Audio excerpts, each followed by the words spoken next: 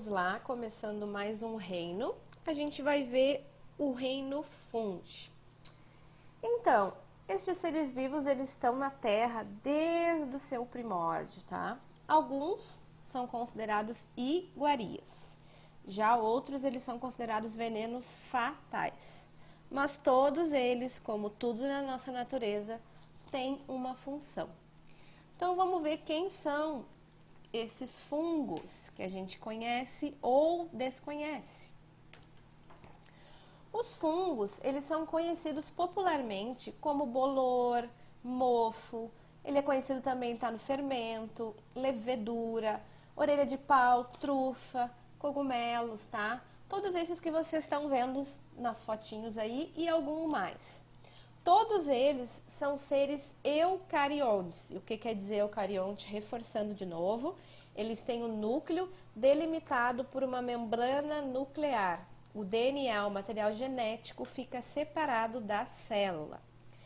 E embora existam algumas espécies unicelulares, a maioria dos fungos, gente, ela é pluricelular. Eles também apresentam uma parede celular composta de quitina, que a gente vai ver depois lá nos invertebrados, que os insetos também possuem essa quitina.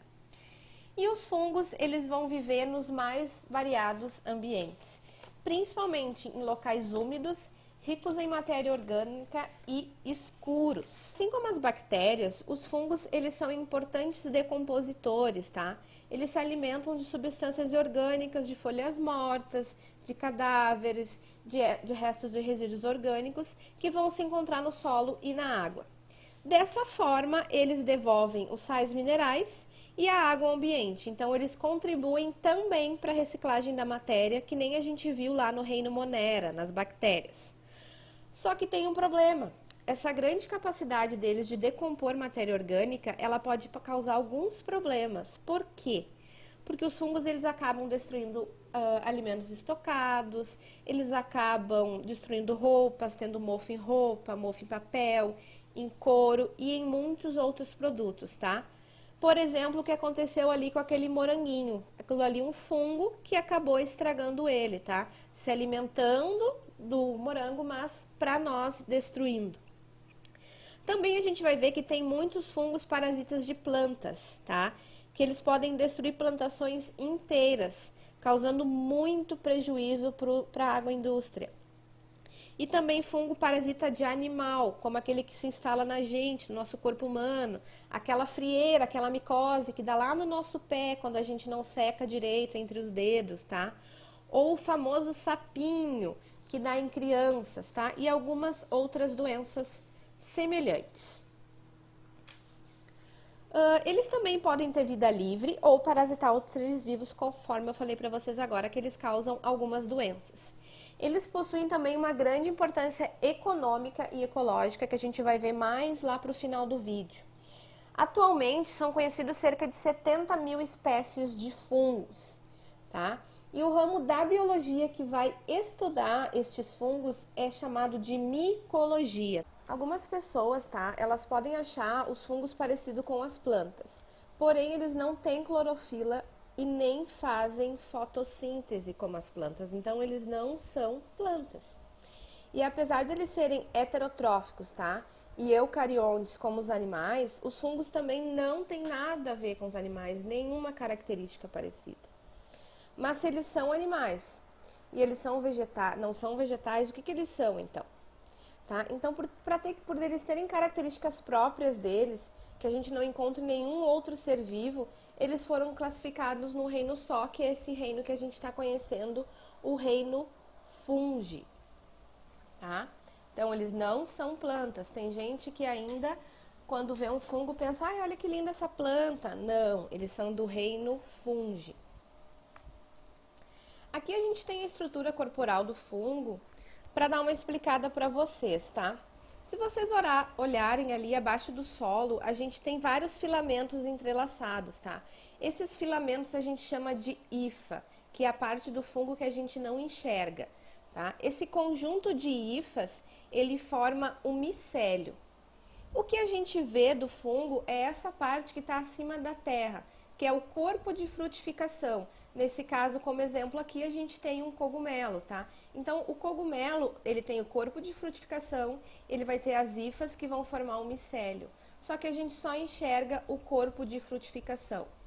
Ali também tá mostrando para vocês o chapéu do cogumelo, tá? E esporângios com esporos. Esses esporos é que vão participar da reprodução dos fungos, tá? Então, a estrutura corporal deles basicamente são as hifas, tá? Que são esses filamentos que parecem uma raiz. O conjunto dessas hifas forma o micélio. E a gente tem a parte visível dos fungos, que é o corpo de frutificação, que, por exemplo, aqui nos cogumelos, tá? Essas hifas, elas vão penetrar na matéria orgânica ou no corpo de organismos mortos, digerindo e absorvendo essas substâncias, tá? Uma parte dessa substância vai ser usada na construção do corpo do fungo e a outra serve de fonte de energia na respiração. E como esse fungo ele se nutre, tá? Os fungos, como a gente já viu, eles são organismos heterotróficos que não conseguem produzir o próprio alimento. Eles têm que retirar do ambiente. Então, de acordo com a alimentação deles, eles podem ser considerados, tá? Eles podem ser classificados em decompositores, parasitas ou mutualísticos. Os fungos decompositores, eles vão se alimentar de matéria orgânica presente no corpo de organismos mortos ou parte de seres vivos, tá? Contribuindo para a reciclagem de matéria nos ecossistemas. Eles também são conhecidos como saprófitos, tá? Porque eles fazem a matéria orgânica se decompor mais. Já os fungos parasitas, eles alimentam-se de substâncias que obtêm de outros organismos vivos, prejudicando-os e causando doenças. Eles podem afetar animais ou plantas, tá? Como a gente viu, a gente tem diversos tipos de micoses que elas atacam o ser humano, como a frieira, o pé de atleta, o sapinho. E isso são fungos parasitas. E por fim, a gente tem os fungos mutualísticos, que eles alimentam-se por meio de associação com outros seres vivos, na qual todos os envolvidos vão ser beneficiados, tá? São exemplos de fungos que se associam a outros seres vivos, os líquens e as micorrizas. Então, a gente tem fungo saprófita, tá? Ou fungo decompositor, ele vai se alimentar de matéria orgânica presente em organismo morto, tá? Ou parte de seres vivos.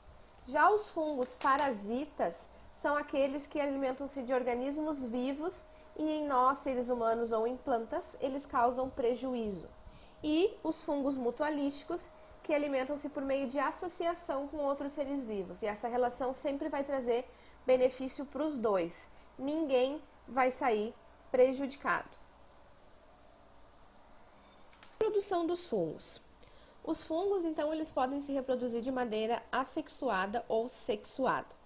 A gente viu ali na estrutura corporal dos fungos que eles possuem os esporos, que são aquelas bolinhas que mostra caindo do chapéu. Qualquer coisa vocês voltem lá para ver a foto.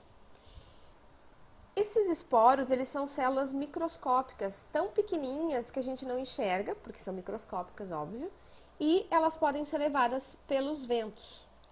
Os esporos dos cogumelos são produzidos ali no corpo de frutificação, que seria o chapéu do cogumelo.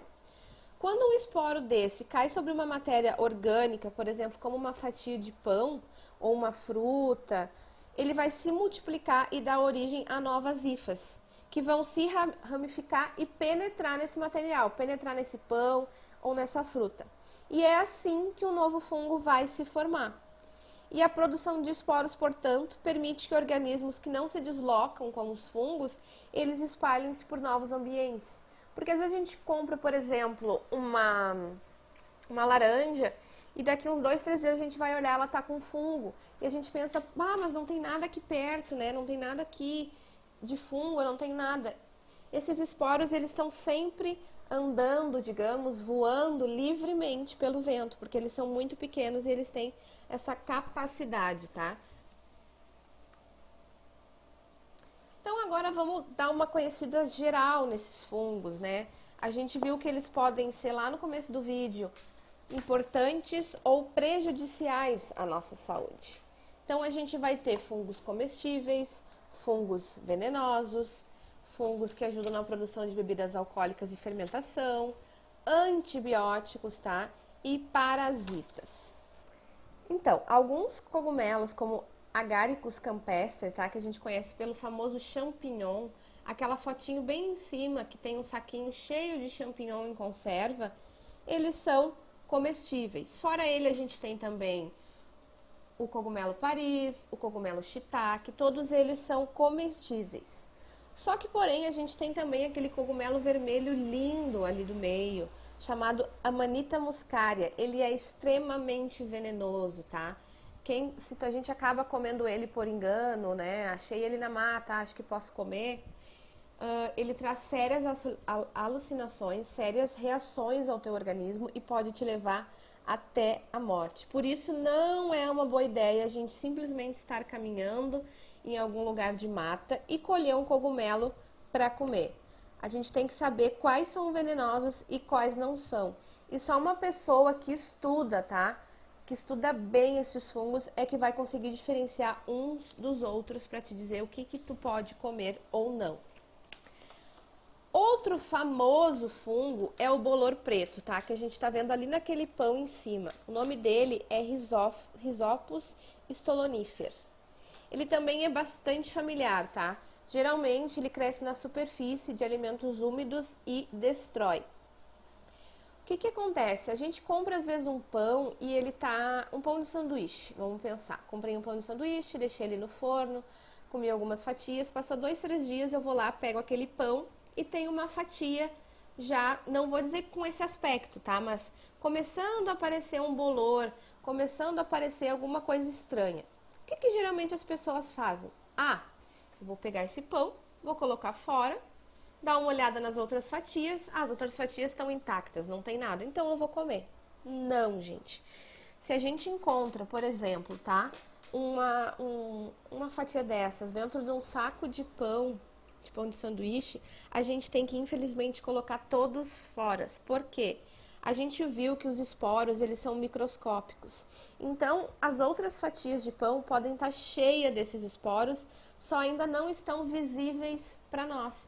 Então, a gente pode comer e acabar se contaminando e tendo um prejuízo na nossa saúde.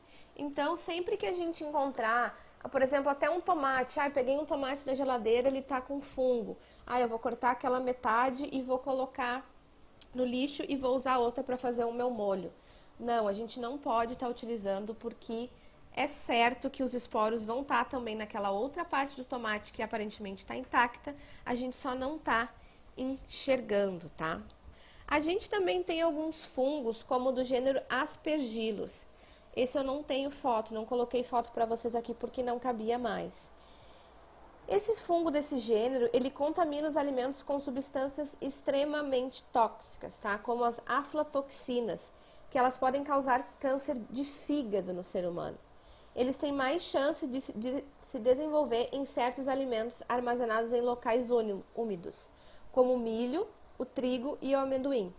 Por isso a gente tem os órgãos de saúde responsáveis, está lá na vigilância sanitária, que eles fiscalizam esses produtos para assegurar que eles não sejam contaminados pela aflatoxina. Então a vigilância sanitária, geralmente, empresas que trabalham com produção de milho, trigo e amendoim, elas estão constantemente sendo fiscalizadas pela vigilância para ver se não estão contaminadas com essa toxina. Mas também a gente começa a ter um fungo ali muito bom, muito legal. O levedo de cerveja, tá? Que é o Saccharomyces cerevisiae. Ele é um fungo unicelular que ele obtém energia por fermentação. E nesse processo ele vai transformar o açúcar que está presente, né, naturalmente nos alimentos, em álcool e gás carbônico. Então esse fungo, tá? Esse levedo de cerveja, ele é utilizado na produção de álcool e de bebidas alcoólicas como o vinho, que a gente está vendo ali naquela foto, e a cerveja. Então, não é só lá no cogumelo que a gente come, tá? Não é só o cogumelo que ele é benéfico, que ele tem importância econômica para nós. O levedo de cerveja também está presente no vinho e na cerveja. O levedo de cerveja também ele é muito importante porque ele é encontrado no fermento biológico, tá? Ele é utilizado na produção do pão que a gente come. Como assim? O gás carbônico produzido na fermentação vai fazer a massa crescer e deixar ela com aquele aspecto leve e macio, tá? Com o calor do forno, o fungo morre, a gente não come ele, e o álcool e o gás carbônico produzidos na evaporação evaporam. Então, a mãe de vocês, a avó, ou até vocês mesmos, já ajudaram, estão fazendo um pão em casa. O que se faz? A última coisa que se mistura é o fungo. Não pode, geralmente, colocar água numa temperatura muito quente, porque senão tu mata o fungo e o teu pão não vai crescer. Então, se coloca uma água ali na temperatura ambiente e deixa o pão descansar. Enquanto o pão está descansando, é o gás carbônico que está agindo e fazendo essa massa crescer, ficar leve e macia. Quando eu colocar o meu pão para assar, esse fungo vai morrer e esse álcool vai sair do meu pão juntamente com o gás carbônico. Então também ele é muito importante na produção do fermento biológico, não é o químico que é de bolo, é o biológico, tá? O último fungo que eu deixei para falar para vocês é o fungo do gênero Penicillium. Por quê? Porque além de fazer parte da alimentação humana, os fungos eles também contribuem para a produção de medicamentos. E o antibiótico conhecido como penicilina, ele foi inicialmente obtido de uma espécie de fungo, tá? Do gênero Penicillium. A penicilina ela foi descoberta por Alexander Fleming em 1928, quando ele percebeu que bactérias não cresciam próximas desses fungos. Posteriormente, ele identificou a substância que impediu o desenvolvimento de bactérias produzidas pelo fungo Penicillium notatum e a chamou de penicilina. Essa descoberta permitiu o desenvolvimento dos antibióticos que a gente conhece até hoje. Sabe aquela famosa injeção benzetacil, que é uma injeção intramuscular? Pois então, essa injeção ela é feita à base de penicilina. Todo mundo foge dessa injeção porque ela dói e geralmente a área onde ela foi aplicada ela vai ficar dolorida por algumas horas ou até mesmo por mais de 24 horas. Só que ela tem grandes vantagens. Por quê? Porque a principal vantagem dela é o simples fato de que apenas uma dose dela vai ser suficiente para manter esse antibiótico em circulação pelo organismo por um período superior a 3 semanas. Então, para quem não consegue ou não lembra de tomar os comprimidos de antibiótico durante o dia e durante o horário correto, ela é uma boa opção, tá? Só que a gente tem que lembrar que como ela é um medicamento muito poderoso, ela combate graves infecções bacterianas, a gente não pode estar usando ela indiscriminadamente, tá? Porque uma vez que ela pode causar resistência, lembra que a gente falou muito lá nas bactérias, quando a gente usa um antibiótico seguido, ele causa resistência bacteriana e aí ele começa a se tornar ineficaz em tratamentos futuros. E também os fungos desses gêneros, eles são empregados na produção de certos queijos, tá? Como o camembert e o roquefort, que é o que está aparecendo bem aqui no cantinho do vídeo para vocês. Alguns fungos, eles também são parasitas de plantas cultivadas, tá? Eles podem contaminar plantações inteiras de batata, de trigo e outros vegetais, tornando esses alimentos impróprios para o consumo humano. É o caso do Clavíceps purpúrea.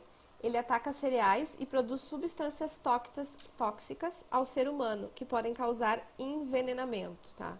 E aí, imagina, tu é um produtor de batata ou de trigo e esse fungo ataca a tua plantação e tu perde toda ela. Isso tem um poder econômico muito grande, tá? Tu vai ficar perdido na economia, tu vai perder ali de vender, tu vai ter que replantar tudo de novo. Então, é bem punk.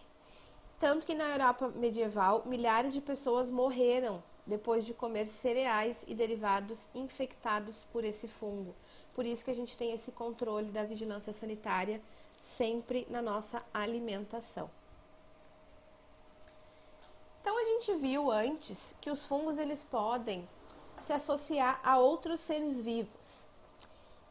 A gente tem primeiro os líquens, que é essa primeira fotinho que a gente está vendo em cima, que é um tronco de uma árvore, como se ele estivesse cheio de folhas. Aquilo não são folhas, são líquens, que vão ser associações entre fungos e algas verdes ou entre fungos e cianobactérias.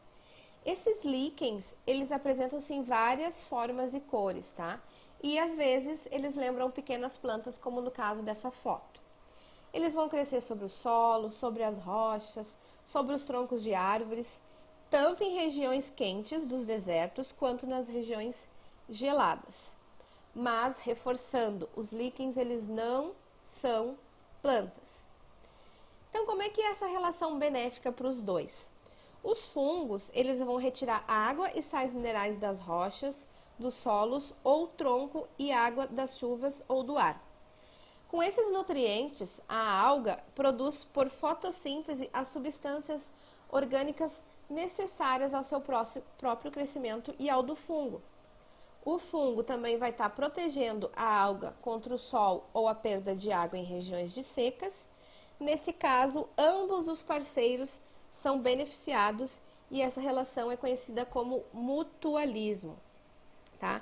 Essa associação entre fungos e algas, ela vai permitir que o líquen cresça em locais onde outros seres vivos eles não conseguem sobreviver. Por isso a gente diz que os líquens são seres colonizadores. Geralmente vai ser eles, tá, os primeiros organismos a se instalar em regiões sem vida. E pedaços de líquens levados pelo vento ou pela água, ou por animais, tá?